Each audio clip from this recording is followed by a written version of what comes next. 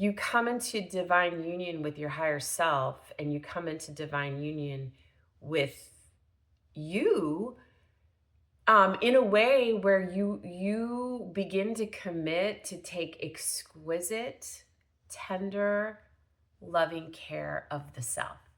And that has to happen first. There is no connection in the energy of divine union or divine counterpart until that happens first. So, in essence, you are creating divine union and becoming your own divine counterpart first and foremost. Here's what happens often for human beings. And again, this is not a criticism or a judgment, it's just such a result of all the social conditioning that has been like thrown upon us and all the messaging we've gotten from everyone and everyone under the sun, essentially, that we've come into contact with, right? For the most part.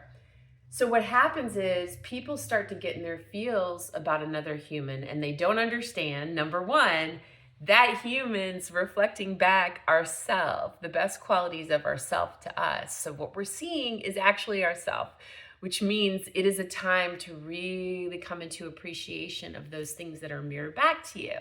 Okay? But instead, we like project all this stuff onto that other person being like the solution or on a pedestal. And meanwhile, like they're a mirror, okay? They're just showing us ourselves. And so what's so important in that moment is to take a step back and just to honor the sovereignty of the other person. The other person is on their own journey. They have their own path that like we know nothing about. We don't really know what their soul contract is.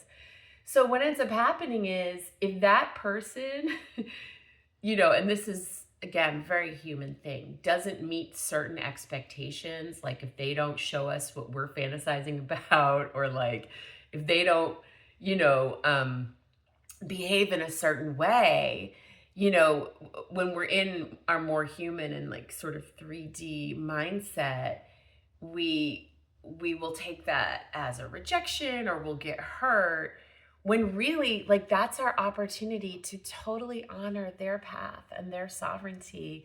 And as a matter of fact, like really respect that, like come into respect around who they actually are, not who we're projecting onto them, not who we're expecting. It's actually seeing them for who they are, right? And understanding that like another human being is just a teacher. They're not the solution. They're not the end game. They're a portal. Okay, so the other human being might be stirring up something in you that is leading you somewhere, but it may not be to them. Like you really don't know. And that's where I think people get tripped up because they start to decide, oh my God, this is the one. All these like old narratives. And guess what? No, you're the one. They're never going to be the one. They may be a teacher. They may be a partner. They may be a lover. Like they may be things, but they are not the one. And we really have to dispel this idea of anyone outside of us being the one. Okay. Like they can be a really significant person in your life.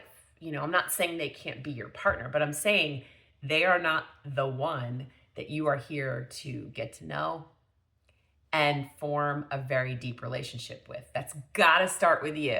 Okay, from there, you can expand into those types of things with someone else. But if you skip that crucial part of finding divine union within yourself, it's always going to revert back into dependency on someone else outside of you being the solution.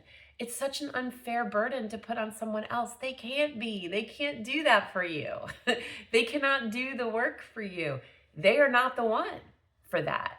So when you can actually see them totally just for who they are and like enjoy that and respect that, then you're starting to be on the right path of there being any type of potential for a higher level connection with that person. You got to completely accept them where they're at. But that too starts with you completely accepting you for where you're at.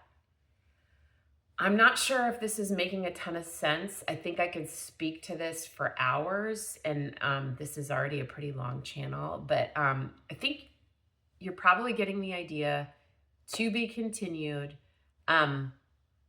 Yeah, there's a lot flooding in about this. Apparently, Spirit wants me to lock into this topic for a little bit, which is interesting because this is mystical fairy coaching, not typical content for mystical fairy coaching. This is a new thing. That's why it's a channel. Anyway, thank you so much for listening. I have so much love for you and for your path. May your journey and your path be blessed. Peace.